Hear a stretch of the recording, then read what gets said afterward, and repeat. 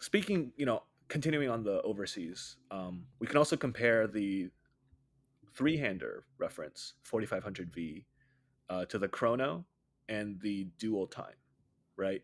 And sort of, to continue on this sort of thought of collector irrationality or maybe collector rationality, um, the three-hander sort of across the board is like trading at about the same price as the chrono for each color and at significantly higher, at least the blue dial, significantly higher than the dual time. And that's also just like doesn't make sense to me because as someone who appreciates complications and these watches, like just the difference in retail price, the chronograph retails for 10K more than the three-hander, the dual time retails for 5K more than the three-hander. Like it makes no sense that the three-hander, the most simple one, the easiest one to make, is basically the most expensive, at least in the blue dial variant. That's reflected in the retail prices. The three-hander is the cheapest.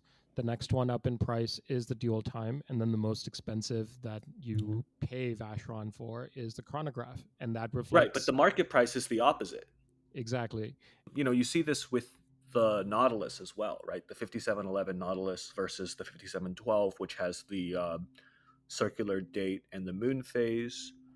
And then the 5726, which is the annual calendar. But I mean, you can look at a lot of different like Nautilus variations in steel, and I think the 5711 probably still trades like the highest out of all of them. Um, The 5711, though, I feel like is and remains in a category of its own. That's reflected in the multiple at which it trades over its retail price. There is no other watch that comes close to matching that multiple. Um, a comparable watch that comes close to matching that multiple. Um, it is the icon is the 5711, and so it makes sense there that more complicated versions of it would have been left behind given its unique status in that sense. I think the 5711 is an exception to whatever general kind of observation we made for Vacheron, for instance.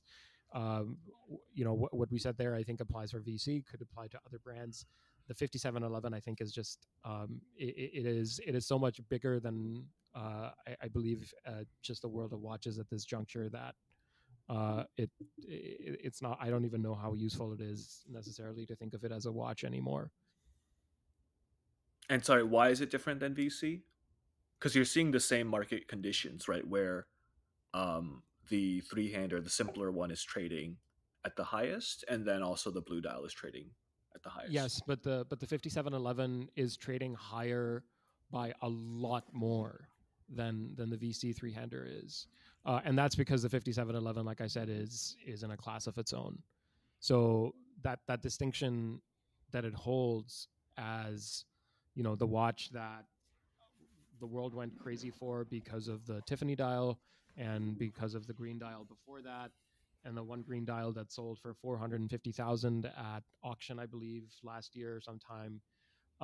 Just the mania around it, the interest from people way outside the hobby, people who are interested in it for investment purposes, who are interested in it for its, cultural cachet, or its luxury status, or any of the other number of things that like are not necessarily like the watch itself, but like are simply using the watch as a touchstone, and the rest of it is just some idea that lives in people's minds. um, I don't know of another watch that has um, occupied mind share in the same way and to the same extent. And I think that's really what explains why its price sits at such a multiple above everybody else.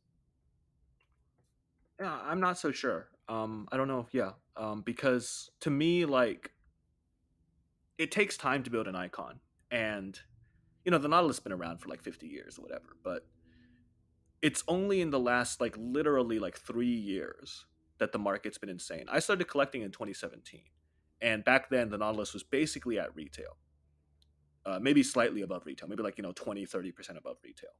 right? It's like 6 times retail now, like 5 times retail now, right? I don't think it's because suddenly the Nautilus has become this icon in the last like 3 years. I think it's and you know, if you want to look at Vacheron, right, like it could very well be on the same trajectory, right? A year ago, that watch was below retail, or a year and a half ago, that watch was below retail. Now it's the Blue Dow's double retail, right? Maybe in a couple of years, maybe it just takes time, right? So I wouldn't necessarily say that there's anything extremely special about the Nautilus that sort of puts it like inherently special about the Nautilus that puts it, you know, over and above all the other watches out there. AP, you know, the Royal Oak obviously trades significantly above retail as well. I think that maybe one of the reasons it doesn't trade as much as the Nautilus is because there's a lot more Royal Oak variants out there, and so interest in each one is a bit diluted compared to there just being like one, you know, three-hander Nautilus. That's the only one, the only dial that's still in production, or now is no longer in production. But yeah, I'm gonna push you on that a little bit. I don't know if I would say that the Nautilus is in a class of its own.